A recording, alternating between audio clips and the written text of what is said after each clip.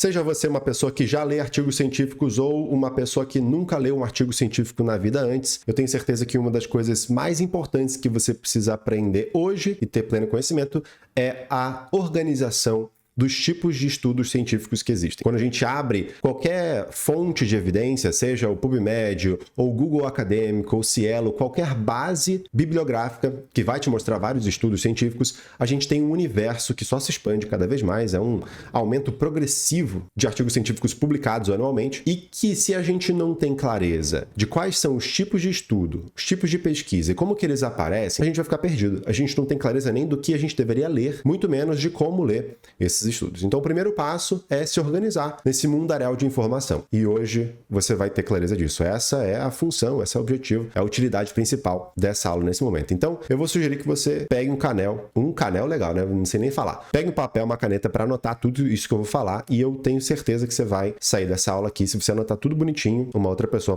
transformada. Primeira coisa que eu vou mostrar para você, vou compartilhar minha tela agora, é o Google. Quando a gente procura no Google sobre tipos de estudos científicos, né, o que é o propósito dessa nossa aula, você vai encontrar várias possíveis classificações aqui dentro. Você vai encontrar coisas como essa pirâmide da evidência, que vai mostrar para você quais são os tipos de estudo dentro de uma hierarquia. Você vai encontrar estudos classificados como observacionais ou experimentais, e aí os desenhos de estudo aqui dentro, com alguns nomes diferentes, né, do que essa aqui. Aí daqui a pouco tem uma outra parecida, mas não é a mesma coisa, tem nomes distintos. Você fica muito confuso se você faz isso, se você procura aleatoriamente para encontrar informações na internet. Eu vou dizer que essa vai ser a última vez onde você vai ter essa confusão, porque tudo isso daqui vai ficar claro em um único gráfico, em uma única demonstração visual, beleza? Então a primeira coisa que a gente vai fazer aqui vai ser deletar, né, os nossos tópicos padrão, e aqui a gente tem os artigos científicos. Primeira coisa que você vai ter que ter em mente na hora de categorizar os artigos científicos, para entender quais são os tipos de artigo que existem,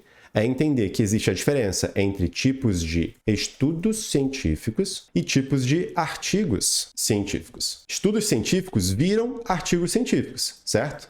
Eles são pesquisas conduzidas pelos pesquisadores, por investigadores, às vezes instituição privada, instituição pública, enfim. Estudos são pesquisas que elas, por sua vez, vão virar artigos. Eles vão ser escritos, eles vão ser relatados como artigos científicos na literatura científica, certo? Então, existe esse pulo aqui, existe essa transformação. Quando um autor termina seu estudo, sua pesquisa, ele vai escrever um artigo. Quando a gente pensa em tipos de estudo, a gente está pensando em 3 grandes categorias diferentes. Primeiro, a gente vai ter artigos conceituais, que são artigos mais de teoria, de hipóteses, né, pensamentos. A gente vai ter artigos também, a segunda etapa, são os artigos de campo. São artigos que são referentes a estudos de campo. Esses artigos de campo, ou melhor, artigos empíricos, para ficar mais claro para a gente aqui, são artigos que vão envolver participantes de verdade, envolve coleta de dado, envolvem seres humanos ou animais, ou qualquer outro que seja o sujeito que está sendo estudado ali, tá? O objeto de estudo não precisa necessariamente ser humano, tá? Mas precisa haver uma coleta de dados, você tem que estar estudando alguma coisa propriamente dito na prática. Isso que dá o tom empírico do negócio. E a gente tem aqui também artigos de revisão. Artigos de revisão são estudos científicos também, certo? Só que são estudos científicos baseados em estudos prévios que já foram conduzidos. Então, artigos de revisão vão ser, normalmente, uma dissertação, que pode ser livre ou pode ser sistemática, já vou entrar nesse detalhe daqui a pouquinho, que vai olhar para toda a literatura disponível, ou pelo menos uma parte representativa, idealmente, dessa literatura disponível, para responder uma dúvida específica, ou para discursar sobre um tema mais amplo ali, de forma mais livre, dependendo do tipo de revisão. Então você está vendo, já dei um spoiler, que existem vários artigos de possíveis artigos de revisão. Vou criar uma lista aqui pra gente. Os artigos de revisão podem ser o quê? Olha, eu posso ter um artigo de revisão que é uma revisão sistemática, que normalmente responde uma pergunta científica específica e olha para a literatura inteira, usando uma metodologia mais robusta, mais avançada e mais sofisticada para evitar possíveis vieses. A gente pode ter uma revisão integrativa, que é uma outra metodologia menos rigorosa do que a sistemática, só que mais rigorosa do que uma revisão narrativa, que é um estudo muito livre. Você não tem, basicamente, metodologia necessariamente. Você pode escrever à vontade, selecionar os estudos que você quiser e fazer a sua dissertação ali em cima. Sua dissertação no sentido de escrever um texto, tá? Não é tese, dissertação necessariamente que eu estou falando. Você também pode ter revisões de outros tipos que elas podem ou não ser revisões sistemáticas, tá? Como, por exemplo, revisões de escopo. Você pode ter também revisão guarda-chuva. Uma outra revisão que é menos sistemática, mas ainda é sistemática, é uma revisão rápida, que ela usa alguns elementos de uma revisão sistemática para manter a integridade metodológica, mas ela pula algumas etapas para que ela seja feita rapidamente. São as Rapid Reviews. Não vou colocar todos os termos em inglês aqui, tá? Para não ficar tão extenso assim pra gente. Artigos empíricos. Agora eu falei que artigos de revisão são, então, estudos secundários. Artigos de revisão são estudos secundários, baseados normalmente em estudos primários. Estudos primários são o quê? São os artigos científicos empíricos, baseados em estudos primários. Então, aqui eu já vou criar uma outra classificação para você ter clareza, tá bom? Artigos de revisão são estudos secundários e artigos empíricos e artigos conceituais são os estudos primários, são estudos originais que a gente chama. Dentro dos estudos primários, a gente tem artigos empíricos e artigos conceituais, como eu comentei para você anteriormente. Dos artigos empíricos, o que a gente pode ter aqui? A gente pode ter principalmente artigos quantitativos. E o que é artigo quantitativo? Que ele normalmente vai fazer uma análise estatística. Vou colocar algumas características, tá? Análises estatísticas. Eles envolvem descrição numérica da amostra. Então, você vai falar sobre a prevalência de alguma doença na população. Você vai falar sobre a média de idade de pessoas que têm filhos com síndrome de Down, por exemplo. Pode ser uma descrição de uma amostra, né? Uma descrição numérica. Você vai fazer associações. Você vai fazer diferenças médias. Você vai comprovar eficácia e segurança. Você vai demonstrar preditores ou fatores de risco. Então, tudo são coisas que aparecem em artigos quantitativos. E esses artigos quantitativos, eles são... Que tipo de estudo é esse, tá? Quais são os estudos que fazem essas coisas todas pra gente e muito mais? A gente vai ver aqui em cima quais são os tipos de estudo científico que entram nessa categoria de artigos quantitativos, beleza? Daqui a pouquinho a gente vai fazer esse link já. Mas antes de chegar lá, eu tenho que te falar quais são os outros tipos de artigo empírico. A gente tem artigos quantitativos e a gente também tem artigos qualitativos. Artigos qualitativos, eles são estudos que também envolvem humanos normalmente, e a gente vai avaliar o quê? A gente vai avaliar a experiência das pessoas. Experiências, eles avaliam também crenças, eles avaliam desejos dos pacientes normalmente, conhecimentos, significados. Então, eles avaliam o significado que as pessoas dão às coisas também. Então, tudo isso é artigo qualitativo. Perspectivas. Isso serve para informar também valores e preferências, certo? Artigos qualitativos fazem tudo isso. E daqui a pouquinho eu vou mostrar para você quais são os tipos de estudo que se enquadram aqui, que podem ser considerados artigos qualitativos também. E fechando nossos tipos de estudos empíricos, artigos empíricos, a gente tem que pensar em mais um, que seria o quê? A junção do qual e do quant, que são os artigos de métodos mistos. Mixed Methods. Em inglês, vocês vão ver na literatura esse nome aqui. O que isso significa? Significa que eles estão fazendo coletas de dados, quali e quant, no mesmo estudo. E como que você interpreta isso? Normal, você vai interpretar o estudo de métodos mistos, a parte quali, como você interpreta um artigo de quali. A parte quant, como você interpreta o artigo quant. Ele trazendo esses dois tipos de informação, ele vai suplantar. Essas informações são complementares entre si e elas podem ser bastante informativas para você. Dependendo do objetivo desse estudo, vai ser muito importante que ele use tanto os dados quant quanto os dados quali. Perfeito? E por fim, nós temos aqui os estudos conceituais, que eles vão envolver muito mais teorias. Estudos conceituais ainda a gente pode pensar em editoriais ou artigos de opinião. Tudo isso é estudo conceitual, são artigos conceituais, artigos livres, onde a pessoa simplesmente escreve, seja com base em evidências ou seja com base no raciocínio dela, na argumentação dela, na perspectiva dela sobre algum assunto. E aí, obviamente, a gente vai ter que avaliar a fundo para saber exatamente se aquela argumentação ela é sólida ou não, se aquela argumentação é consistente com o que as evidências dizem ou não, e considerar esse artigo de acordo com o que ele está nos fornecendo ali de informação. Bom, e os tipos de estudos científicos, então? Como é que funcionam as pesquisas que dão vida aos artigos propriamente ditos que vão ser publicados? Os tipos de estudos científicos, eles podem ser divididos principalmente em estudos observacionais e estudos experimentais. O que é um estudo observacional? É um estudo onde você simplesmente observa, o nome já diz tudo, né? Observa as pessoas. Seja em um momento único ou durante um período de tempo que você vai acompanhando.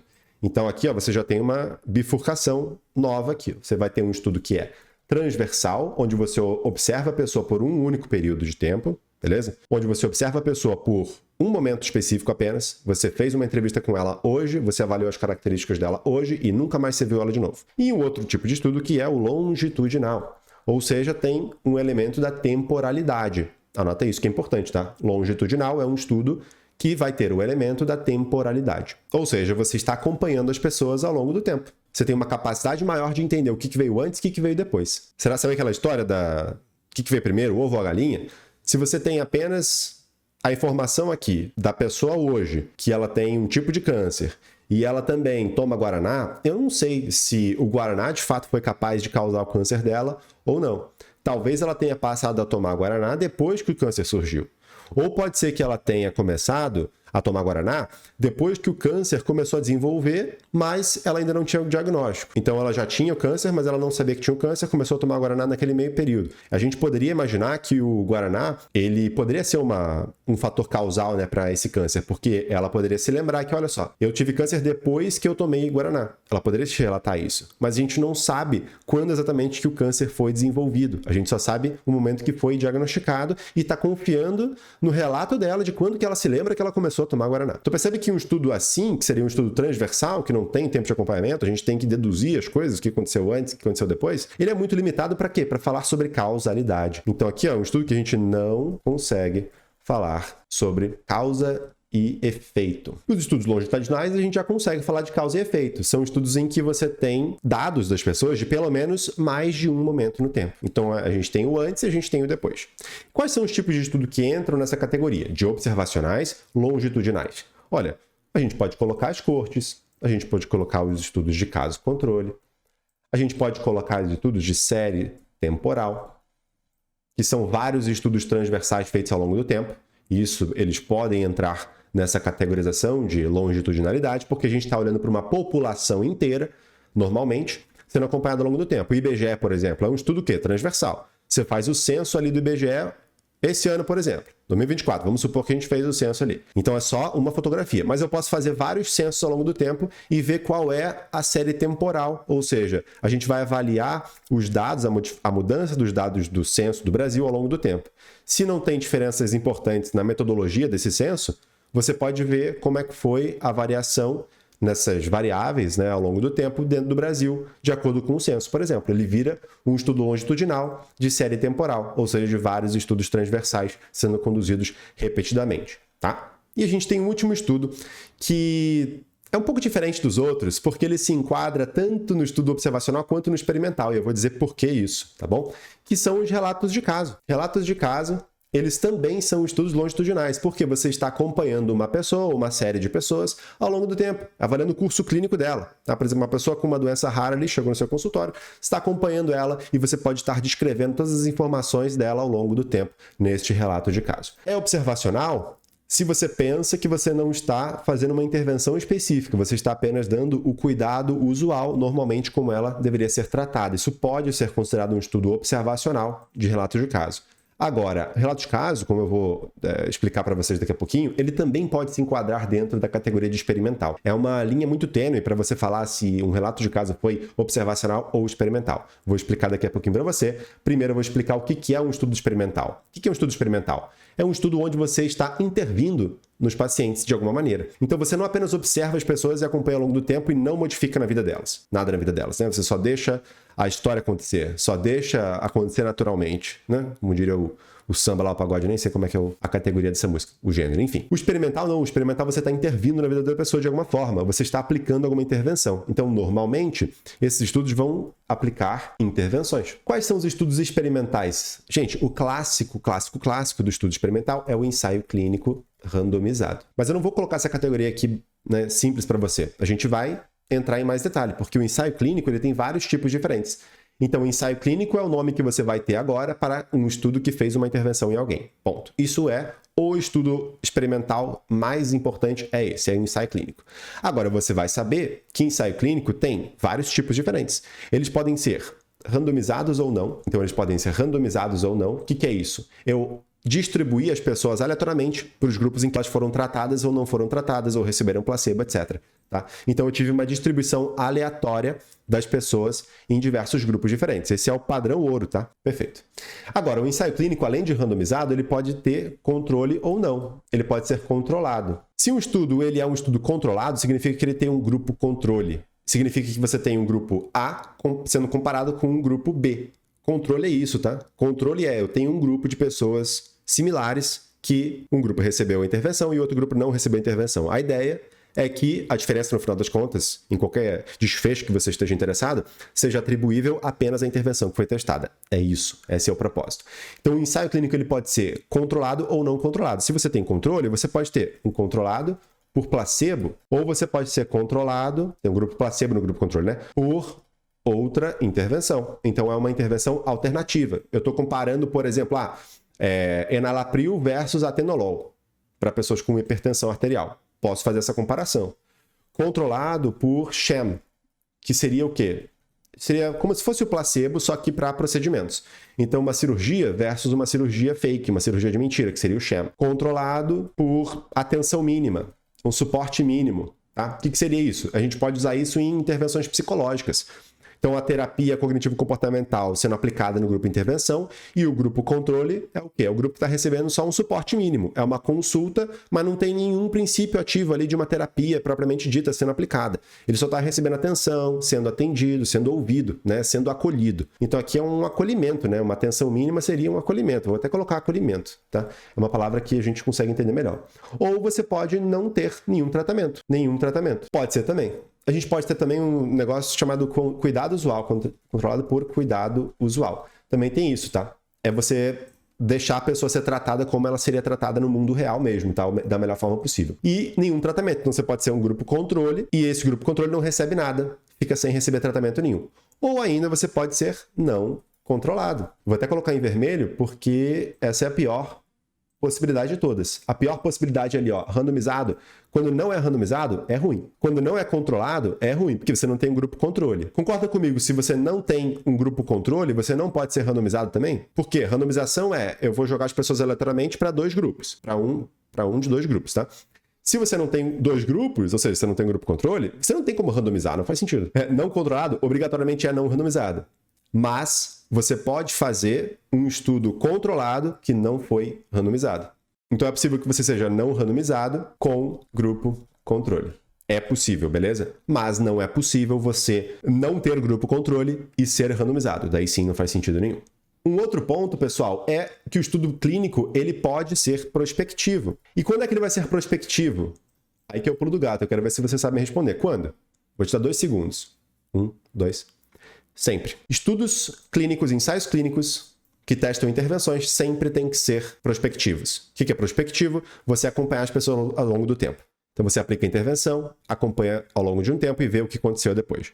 Esse tempo pode ser 2 horas, pode ser 1 dia, pode ser 20 dias, pode ser 5 anos, pode ser 20 anos. Pode ser o tempo que for, mas você tem que acompanhar durante algum tempo para ver o resultado antes e o resultado depois. Beleza? Então sempre tem que ser prospectivo. E uma última característica importante é o cegamento. Você pode ter cegamento ou pode não ter cegamento. Então eu vou colocar aqui, ó, cegamento. Cegamento significa o quê? Eu vou esconder a informação de qual é o tratamento que está sendo ofertado para cada grupo, para que não haja nenhuma interrupção, nenhum tipo de viés sendo induzido ali no meu resultado para não ter problema no final das contas e eu não perder a confiança no resultado final, tá bom? Cegamento ele é importante para evitar viés. Então, se eu dou uma cápsula de placebo para um grupo e no outro grupo eu dou uma intervenção, mas é uma intervenção que a pessoa não sabe se aquilo ali é intervenção ou placebo, eu estou fazendo cegamento. Ou seja, eu não deixo o participante saber se ele está sendo tratado ou não. Isso faz com que ambos grupos tenham as mesmas expectativas em relação ao tratamento. E eu, como médico, eu como o nutri, eu como psicólogo, a pessoa que está lidando, enfermeiro, enfim, lidando com aquele paciente ali, eu também não posso saber o que ele está recebendo de tratamento. Por quê? Porque isso poderia, se eu soubesse, poderia influenciar na minha orientação para ele. No quanto que eu dou de atenção para esse paciente, no quanto que eu oriento ele, no que eu oriento ele a fazer e até na hora de eu avaliar se ele está ficando bem, se ele está ficando pior, se ele está ficando mal. Então, eu também não devo saber o que meu paciente está recebendo. Esse cegamento é importante para não ter nenhum desvio do protocolo ali sendo orientado desse estudo e a gente evita viés, beleza? E o cegamento, ele pode ser o quê? Ele pode ser um cegamento quádruplo cego, um estudo, né? Quádruplo cego, ou ele pode ser triplo cego, ou ele pode ser duplo cego. Já vou explicar o que é isso, tá? Que doideira é essa? Unicego, não sei se é assim que fala, tá? Porque em inglês é diferente. Ou ele pode não ter cegamento. Ou a gente pode chamar isso de open label. que é um estudo aberto, tá? Um estudo aberto que não tem cegamento, todo mundo sabe o que está acontecendo. O que é um estudo unicego? É uma pessoa envolvida não sabe qual é o tratamento que está sendo ofertado para cada grupo. Pode ser o próprio paciente, então os pacientes não sabem o que eles estão recebendo, mas os pesquisadores sabem. Importante destacar que esse unicego, tá, nem sempre é o paciente que está sendo escondido da informação e o pesquisador sabe. Às vezes o paciente sabe, mas o médico que está tratando não sabe. Sacou? Então, unicego nem sempre é a mesma coisa, você tem que ver na metodologia exatamente. Duplo cego é pelo menos duas partes ali envolvidas no estudo, não tem conhecimento. Normalmente vai ser quem? Vai ser o participante, que não sabe o que ele está recebendo, e vai ser o médico, que não sabe o que o participante está recebendo também. Triplo cego, normalmente vai ser o quê? Vai ser o paciente, o médico que está tratando e o cara que está avaliando o desfecho do paciente. Ou seja, são os adjudicadores de eventos ou a pessoa que está aferindo o desfecho ali. Então, normalmente, estudos clínicos bem conduzidos, eles vão chamar uma terceira parte, um terceiro grupo de pesquisadores, cientistas ali, que vão servir apenas para avaliar os desfechos. Ah, eu vou medir a sua pressão arterial agora, tá bom, Joãozinho? E eu tô participando do estudo só para fazer isso. E ele não sabe o que o Joãozinho recebeu, o que não recebeu. Então, esse cara tá muito menos inclinado a possivelmente enviesar os resultados na hora de aferir a pressão arterial do Joãozinho. Ele não vai ficar medindo várias vezes até chegar no resultado positivo, por exemplo, tudo mais. Mesma coisa para aplicar uma escala de avaliar depressão, avaliar qualidade de vida, tá? Definir se a pessoa teve um evento ou não, se ela tá melhor, se ela tá pior. É importante ter esse triplo cegamento aqui, para você não ter nenhum tipo de viés. E o quádruplo cego é o quê? Quando, além disso tudo, você coloca lá o estatístico. O cara que está fazendo análise de dados também está cegado. Isso previne com que o estatístico tome certas decisões na hora de analisar os dados que poderiam favorecer a intervenção, a hipótese ali. Então, se ele sabe que, eu acho que esse medicamento deve funcionar e tudo mais, eu gostaria que ele funcionasse, e ele está vendo no Excel ali, na tabela, depois que os dados foram coletados, que o resultado não foi muito positivo, para a intervenção que é de interesse dele, ele poderia estar mais inclinado a mudar a análise, mudar a definição das variáveis, fazer alguma coisinha ali, maquiar os dados para chegar no resultado positivo. Então, esse aqui seria o ideal, né? O quádruplo cego. Vou deixar claro para você que existem outros tipos de cegamento, existem outras partes envolvidas que podem ser cegadas também, mas esses são os pontos principais, esses são as partes envolvidas mais importantes dentro de um estudo experimental de intervenção. Eu falei para você que um estudo clínico, dependendo da presença ou ausência do controle, ele vai ser um estudo controlado ou não controlado. Um estudo não controlado vai ser um estudo quê? Um estudo de apenas um braço único, que é o que a gente chama de single arm trial em inglês, tá? Então vai ser um estudo de braço único. Você vai ter apenas um grupo de participantes sendo acompanhado ao longo do tempo, que vai receber aquela intervenção ali e você vai avaliar o que aconteceu antes e depois. Esse tipo de estudo, normalmente, ele é muito fraco para falar sobre eficácia e segurança de tratamentos em geral, beleza? Só apenas em circunstâncias muito específicas é que eles vão ser adequados e vão ser informativos. Na maioria das vezes, você tem que ter algum grupo controle aqui, no mínimo, gente, para falar sobre a diferença entre receber ou não receber a sua intervenção. É isso que te interessa, esse é o efeito final, que realmente vai ser o resultado mais informativo para falar sobre eficácia e segurança de tratamentos. E se você se lembra que alguns minutos atrás eu falei sobre os relatos de caso poderem ser estudos também experimentais, é porque em certos relatos de caso a gente tem alguns tratamentos que são muito preliminares ainda, não tem muita evidência, que eles podem acabar sendo aplicados experimentalmente nas pessoas, em pessoas selecionadas, etc. E aí o clínico, o pesquisador, o médico, o nutri, enfim, a pessoa que estiver tratando, as pessoas que estiverem tratando esse paciente com este possível tratamento, eles podem relatar um relato de caso. E esse relato de caso, ele vai ser possivelmente o quê? Controlado? Randomizado? Não tem como. Tá? Relato de caso é, o paciente surgiu na clínica e eu comecei a tratar ele, documentar tudo o que estava acontecendo, o tratamento usual, e se eu coloquei uma intervenção a mais do que normalmente é feito com esse tipo de paciente, ou seja, alguma coisa que foi além do cuidado usual, eu vou chamar isso de o quê? De um estudo experimental. Um estudo experimental, só que é um relato de caso, não é um ensaio clínico propriamente dito. Então você não vai ter controle, não tem controle, não tem um grupo controle, todo mundo recebe esse tratamento. Não tem obrigatoriamente randomização, não tem como ser randomizado. Você tem temporalidade? Tem. Então você vai ser um estudo prospectivo também, sempre prospectivo. Tem cegamento, na grande maioria das vezes, nem seria ético você dizer para o paciente que, primeiro, que ele está fora de um ensaio clínico, então nem tem um comitê de ética ali envolvido e tudo mais, é um negócio totalmente da prática clínica. Seria muito antiético você não dizer para o paciente o que ele está recebendo. Então, cegamento não tem também, normalmente, tá? Não tem cegamento. Evidentemente, você vai pensar que isso daqui é uma evidência de muito menor qualidade, certo? Você tem todos os elementos que tornam o ensaio clínico bom, já não tem aqui. Mas, muitas vezes, vai ser uma informação que pode ser útil em algum grau, pelo menos para a gente entender o que aconteceu com aquela pessoa ali. A grande questão é você utilizar isso de uma forma adequada, né? Não fazer muitas extrapolações precipitadas. Mas a temporalidade, pelo menos, tem. Vou até botar verdinho porque é um ponto positivo. E agora, como é que a gente faz o link, a ligação entre tudo que a gente viu aqui embaixo, dos tipos de artigo científico, e tudo que a gente viu aqui em cima, dos tipos de estudo, tipos de pesquisas científicas? Pessoal, essas pesquisas, elas vão virar artigos científicos propriamente ditos, certo? Então, se a gente pega os estudos observacionais e os estudos experimentais, eles serão escritos e eles vão virar artigos. Se esses estudos experimentais e os estudos observacionais, eles estão envolvendo participantes, estão envolvendo humanos, pessoas que foram coletadas, né, dados ali e tudo mais, cara, esses estudos aqui, eles vão cair dentro da categoria de artigos empíricos. Então, dentro dos artigos empíricos, você vai ter os quantitativos, os qualitativos de métodos mistos. Tanto nos estudos observacionais quanto nos experimentais, você pode coletar dados e fazer análises quantitativas quanto análises qualitativas. Então você pode muito bem, dentro de qualquer estudo desse, que a gente acabou de ver aqui, tudo isso daqui, aqui em cima, tá? Qualquer estudo desses daqui, você vai poder pegar e fazer um artigo quali ou quanti, ou de métodos mistos. Isso daqui é a fonte dos dados, é a fonte da informação. E agora, na hora de você pegar esses dados e relatar eles dentro de um artigo, é que eles vão ser transformados em um artigo mais quanti, ou mais quali, ou um artigo de métodos mistos. Um estudo observacional, por exemplo, que você pegou e fez ali uma avaliação da pessoa em um único tempo, fez uma entrevista, por exemplo, e perguntou para ela o que você acredita sobre a vacina tal e tal e tal. Você está inclinado a usar ou não? Por que você usaria? Por que você não usaria? O que você sente em relação a isso? Quais são os seus medos? Quais são os seus anseios em relação a isso? O que você acredita que as pessoas deveriam fazer? Tá? Quais são as suas dúvidas? Se você faz uma pesquisa transversal perguntando tudo isso para a pessoa, você vai, essencialmente, estar produzindo um artigo qualitativo. Olha a setinha aqui, ó. Um artigo qualitativo aqui. Se você faz estudo transversal e você está avaliando a prevalência do diabetes no Brasil, então você faz uma amostragem, recruta várias pessoas do Brasil, tá, com risco de diabetes, faz os exames necessários, faz uma entrevista, faz uma caracterização da amostra e você determina a prevalência do diabetes no Brasil. Se você fez isso nesse seu estudo, você está fazendo o quê? Um estudo transversal quantitativo. Ele vai virar um artigo quantitativo. Beleza?